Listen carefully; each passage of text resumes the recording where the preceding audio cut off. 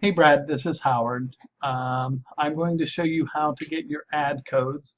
And once you get your ad code, you just print it off or you look on the screen and you give them the ad code. So I've got you at the district website.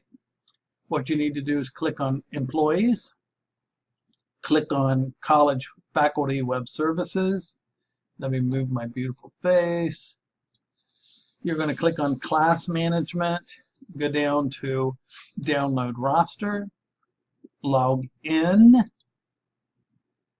and in this case you're probably just going to have one course listed. Click on it, and then over here it says Ad Codes on the Ad Code tab. Click that. There are your ad codes, and so you can just give your student this very first one.